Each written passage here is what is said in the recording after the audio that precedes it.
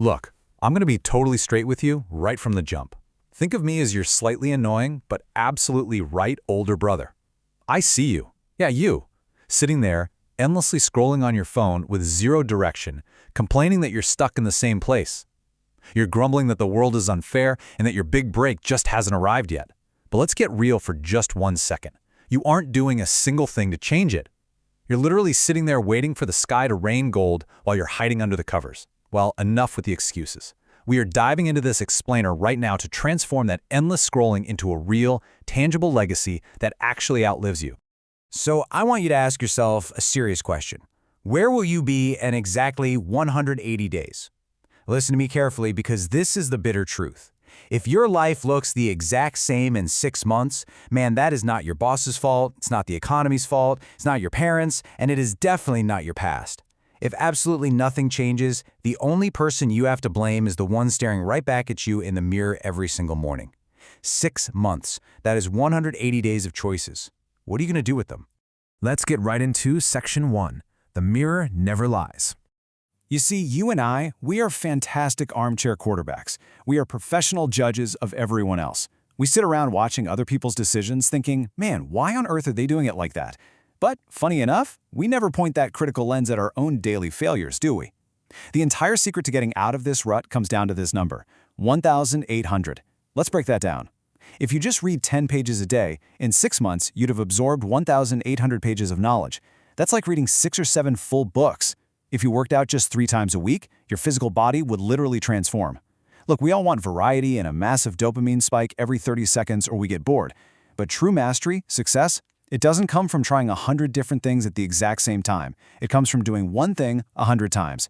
That dry, mundane, completely boring repetition, that is the actual secret to greatness. Everyone is out there looking for the magic pill, but the ultimate productivity hack isn't some expensive new app, and it's definitely not a convoluted 14-step morning routine. The secret is simply the word no. Success demands sacrifice. It requires you to look distractions dead in the eye and say no with a completely cold heart. No, I'm not watching the football match tonight. No, I am literally deleting Netflix off my TV. Write down the things you are willing to sacrifice right now. Because when you aggressively strip away all that noise and all those distractions, there's absolutely nothing left but the one thing that actually deserves your focus. Moving right along to Section 2, the myth of passion and the reality of discipline. Okay, it is time to completely shatter the biggest lie you tell yourself every day. I just don't feel ready yet. Let me tell you, motivation is a massive scam. It is entirely unreliable because it's based on your fleeting feelings and maybe how strong your morning coffee was. One day you feel like you can conquer the world, and the next day you can't even get out of bed. The daily grind isn't supposed to be a continuous hit of dopamine. It's more like eating the exact same dry chicken and rice every single day to build muscle. Work is work. Discipline, on the other hand, discipline is stubborn. It completely ignores your feelings. It shows up with you in the pouring rain, when you're exhausted, and when you would rather be doing literally anything else in the world. Greatness isn't built on the days your mood is perfect. It's built on the days you don't feel like doing a single thing, but you do it anyway. So how do we practically apply this? Step 1, make the action non-negotiable. Completely remove the illusion of choice from your brain. It's not a maybe, it's a must. Step 2, if you're feeling overwhelmed, shrink the task. Seriously, you can't bring yourself to work out for an hour? Fine, work out for 10 minutes. Can't write a whole chapter? Write one single sentence. Shrinking the task obliterates decision fatigue and builds this unstoppable momentum. And step 3, build a routine. Anchor this new task to something you already do every day, like brushing your teeth. The goal here isn't to be perfect, all right? The goal is just to take one step forward. That brings us to Section 3, a hero amidst chaos. Let's be real. Life does not move in a straight line. You could build all the discipline in the world, and suddenly, out of nowhere, disaster strikes. You lose your job, a major relationship ends, or a health crisis pops up. You feel like the earth is just cracking open to swallow you whole. But listen to me. Chaos is not the end of your story. It is fertile ground. This is the exact moment you stand in front of the wreckage, take a deep breath, and say with a confident heart, Khair inshallah. All is well, and only good will come out of this. Chaos strips away all the old plans you were clinging to and creates the open space you desperately need to rebuild. It burns away the dead wood so new seeds can finally grow. Think of it this way. You are essentially living out your own personal hero's journey. You start out in an ordinary, comfortable life, and then bam, the call, sudden chaos. Now, at first, this doesn't feel like a fun adventure at all. It just feels like pure pain. But then you enter the phase where you have to slay your dragons. This is the real struggle. This is the spiritual war, the jihad an-nafs, the internal struggle against your own desires, weaknesses, and doubts. If you don't run away, you will emerge from this battle as a true hero, a completely new person with crystal clear purpose. You literally need a monster to fight in order to find the true meaning of your life. Which leads perfectly into Section 4, Change Thoughts, Change Your Life.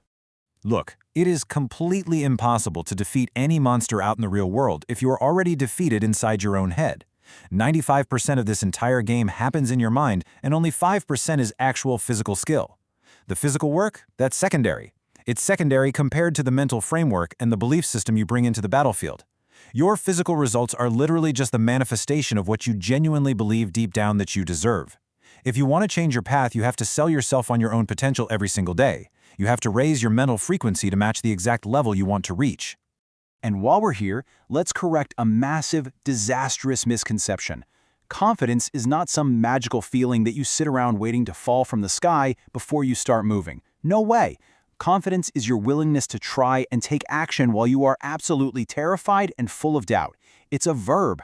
Every single time you attempt something new while your knees are practically knocking together, you are proving to yourself that you can survive whatever happens next. You have to take the action first, and I promise you, the feeling of confidence will come running right after it. So, there are a few rapid-fire psychological shifts you've got to make to stop playing the victim. First, stop calling it failure. It is literally just your first, second, or fifth attempt. Second, since none of us can predict the future anyway, you might as well construct a delusion of hope rather than delusion of despair. Third, consciously raise your mental frequency. And finally, stop playing Superman. Stop trying to put everyone else on your shoulders and carry them through the door when you are currently drowning yourself. You have to rescue yourself first before you can pull anyone else up. Let go of the old version of you right now. There's this incredibly powerful quote that sums this all up. God will sell you anything at the price of labor.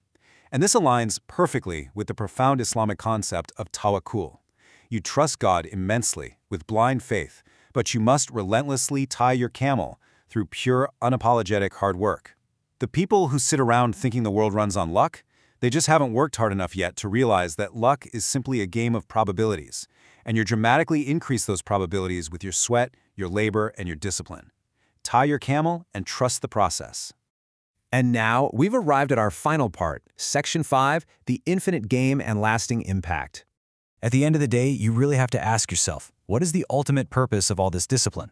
Why endure the chaos, eat the dry chicken, and totally rewire your brain? Well, it all depends on which game you choose to play. The finite game is totally driven by ego. It's about being better than that guy or collecting the most toys. But hey, the shroud has no pockets. You aren't taking any of that to the grave. But the infinite game, that's about leaving the world better than you found it. It elevates success into Sadaqah Jariyah, a continuous flowing charity. It's a legacy and a light that keeps shining on others long after you're gone. True success isn't actually about you, it's about the infinite impact you leave behind. And here is where we hit the absolute breaking point. One day or day one. The choice is entirely yours. You can keep overanalyzing, keep paralyzing yourself with fear, and keep waiting for that mythical perfect day when you finally feel ready. Or you can force upon yourself the reality that this moment, this exact second, is day one. It's a non-negotiable choice, and frankly, you're out of time to keep putting it off. So are you going to keep playing a tiny, finite game filled with complaints and endless excuses? Or are you going to start building your infinite legacy and your continuous charity today? Excuses are destroying you. Look, the world breaks all of us. But how we rebuild ourselves in those empty, broken spaces, that is what writes our ultimate story. Do not let your past dictate your future. Make the hard choice right now. The mirror is waiting for you. What's it going to be?